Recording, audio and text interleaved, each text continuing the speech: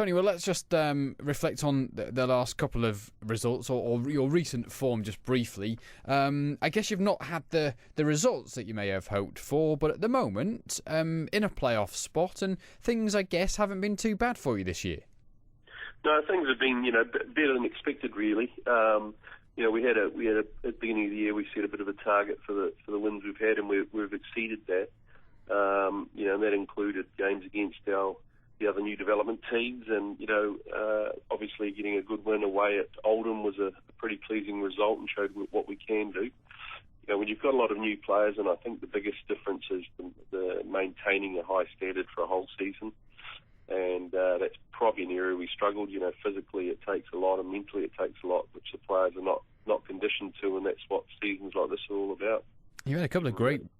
You've had a couple of great results as well, though, haven't you? The wins have come. You've had, entertaining draws. It's been. It must have been. I don't know. Has it been better than you expected this year? Oh, most definitely, and the collecting bonus points says a lot about us too. We've done pretty well against some good sides. Our first game against North Wales at home, was 10-6. That's a fantastic defensive effort, and we probably struggled to score points where we could have, but there's been a lot where we've, it's been a bounce of a ball. It's been the difference between winning and losing, and you can't complain about that.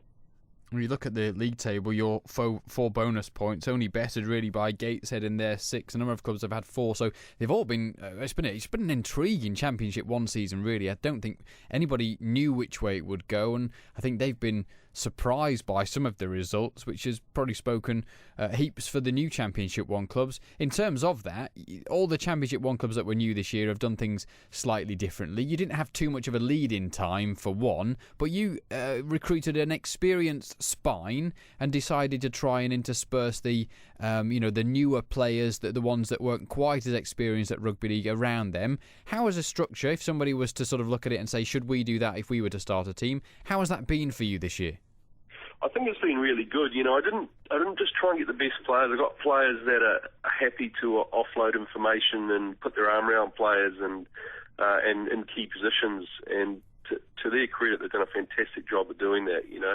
When you look at it, we've had 16 debuts for players who have come from a situation where that was their first ever game of rugby league, up to they might have had a couple of games.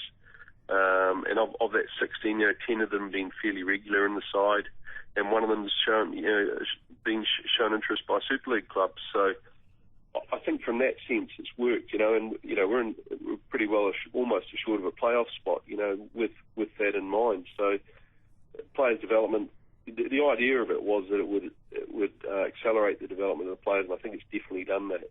And they learn things that they're not going to learn without those players there. Some of them are getting constructive criticism or a G up on a pitch, and some of them hurt at the start because the experienced players are used to that sort of environment, which I think the guys who have played amateur or not played rugby league before weren't quite used to. And that's as close as they're going to get to playing this year anyway, playing in a northern-based team where all the players are experienced and battle hardy, and those little lessons, I think, have been valuable for them. I think, the standards that have been expected of them have been higher than they would be if those players weren't there.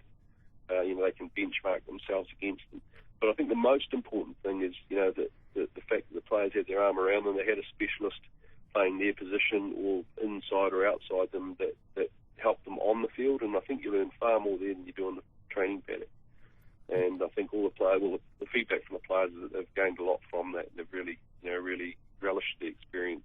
And those partnerships that you've set up both on the field and off the field with local establishments, and in particular, the universities and the colleges there, sensibly, is this a structure that, having an experienced spine is something that you're going to have to continue for the next few seasons? Because it surely must be a few years before you start producing those players from within Oxford.